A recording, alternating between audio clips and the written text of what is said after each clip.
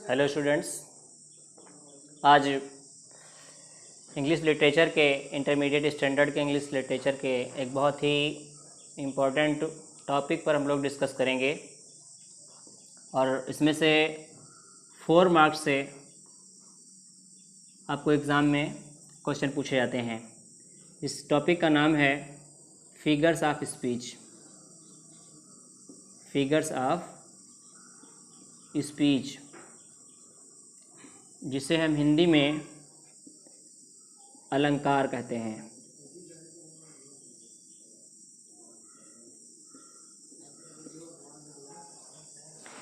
Figures of speech, although there are many figures of speech, but in your intermediate syllabus you will have to study total 7 figures of speech. How many figures of speech? 7 figures of speech. Figures of speech का जो particular work होता है, जो काम होता है, अलंकार का मीनिंग होता है अलंकरण करना या सजाना। जैसे हिंदी में भी आप सभी लोग पढ़ चुके होंगे, किसी भी काव्य की शोभा बढ़ाने के लिए जिन शब्दों का यूज किया जाता है उसको हम अलंकार कहते हैं। इन the same way in English, इसी प्रकार से इंग्लिश पे भी अप्लाई होता है। किसी पोएटिक फॉर्म की, पोएटिक लाइंस की को डिकोरेट करने के लिए, उसको ब्यूटीफुली एक्सप्रेस करने के लिए जिन वर्ड्स का यूज किया जाता है उसको हम फिगर्स ऑफ स्पीच के नाम से जानते हैं। फिगर्स ऑफ स्पीच आपको इंटरमीडिएट लेवल पर फर्स्ट ईयर और इंटरमीडिएट क्लास में 7 figures of speech, total 7 figures of speech हैं और जिनको हम 1 by 1 स्टडी कर रहे हैं। There are 7 figures of speech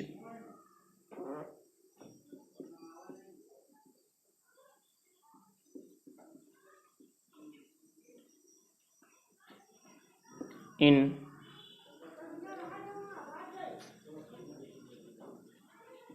your syllabus. First है सिमली,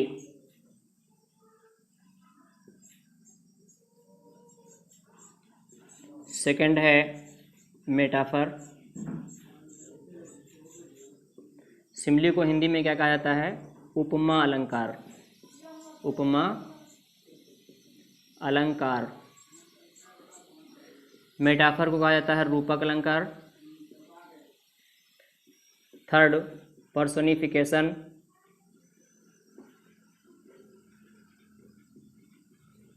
इसको कहते हैं मानवीकरण अलंकार।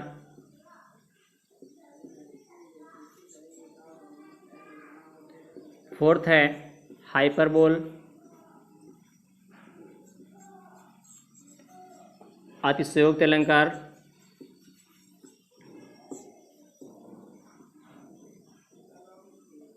और फिफ्थ है एपॉस्ट्रॉफी,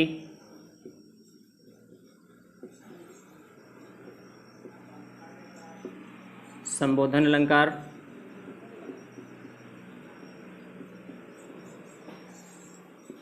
अगला है ऑक्सीमोर्न,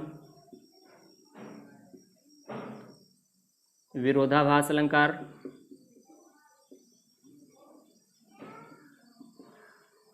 और 7th और लास्ट है ओनोमेटोपोइया।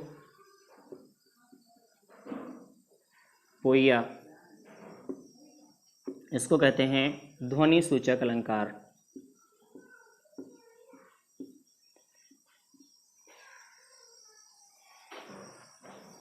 We see that there are total 7 figures of speech which you will have to study in your intermediate syllabus. Simli, in Hindi we say it उपमा अलंकार। सेकंड है metaphor, in Hindi we say it रूपक अलंकार। Third, personification, we say it Hindi मानवीकरण अलंकार। Hyperbole, अतिशयोक्ति अलंकार। Apostrophe, संबोधन अलंकार। ऑक्सीमोर्न, विरोधाभास अलंकार। और 7th है ओनोमेटोपोइया, ध्वनि सूचक अलंकार। आइए हम डिस्कस करते हैं वन बाय वन डेफिनेशन इनकी क्या होती है और हम इसको कैसे आइडेंटिफाई करेंगे, हम इसको कैसे पहचानेंगे कि ये सिमिली फिगर ऑफ स्पीच कहाँ पर होता है, या फिर मेटाफर, पर्सनिफिकेशन, हाइपरबोल, एपॉस्ट्रॉफी, ऑक्सीमॉर्न और ओनोमेटोपोइया फिगर ऑफ स्पीच। एक एक करके वन बाय वन हम इस पर डिस्कस कर रहे हैं। पहले हम बात करते हैं सिमिली फिगर ऑफ स्पीच की। आपका जो सिमिली फिगर ऑफ स्पीच है,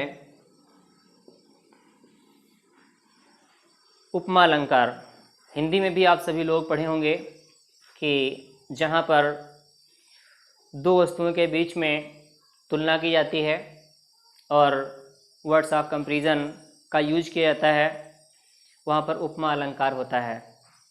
in English we say that simile is a figure of speech. इसकी डेफिनेशन आप सभी लोग ध्यान से देखेंगे। Simile is a figure of speech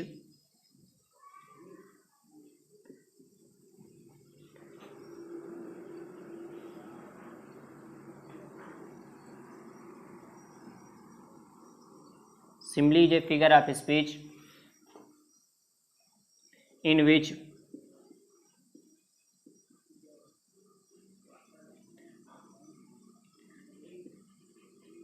two things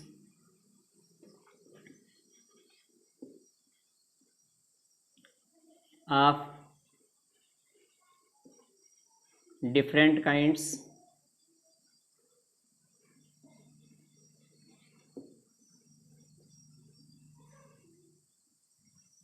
are compared,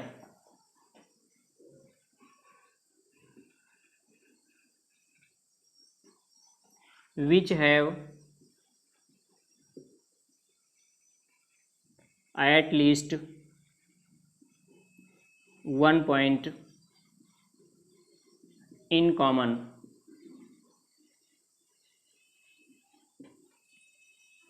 In it, the words of comparison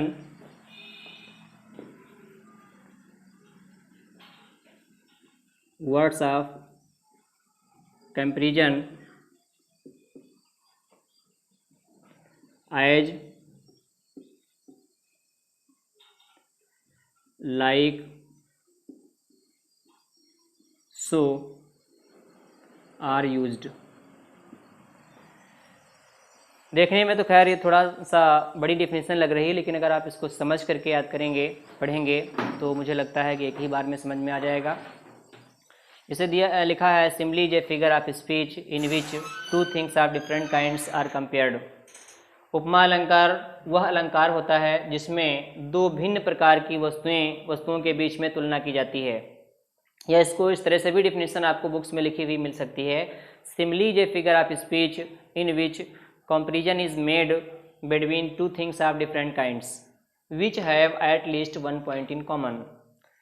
उपमा अलंकार वह अलंकार होता है जिसमें दो भिन्न प्रकार की, मतलब अलग अलग प्रकार के वस्तुओं के बीच में तुलना की जाती है जो किसी न किसी एक बात में समान होती हैं। ठीक, और इसमें का मतलब है सिमिली फिगर ऑफ स्पीच में द वर्ड्स ऑफ कंपैरिजन, मतलब तुलनात्मक शब्द एज, लाइक, सो का प्रयोग भी किया जाता है। ठीक, एज, लाइक, सो ये जो वर्ड हैं इसमें से इनका यूज भी किया जाता है।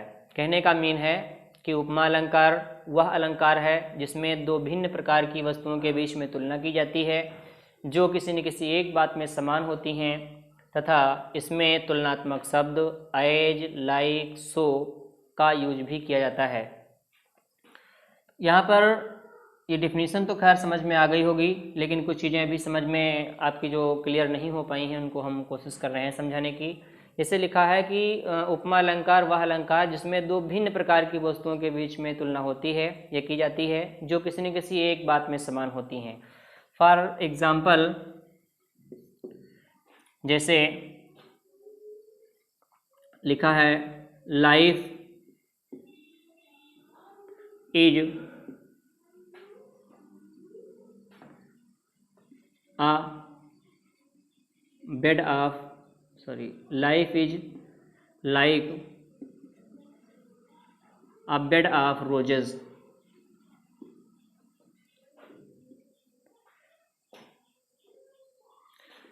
अगला,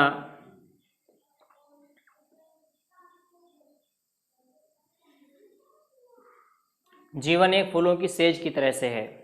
कैमल इज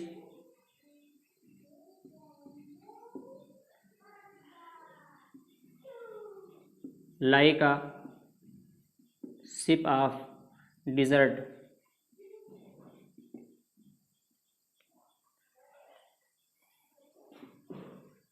ही wandered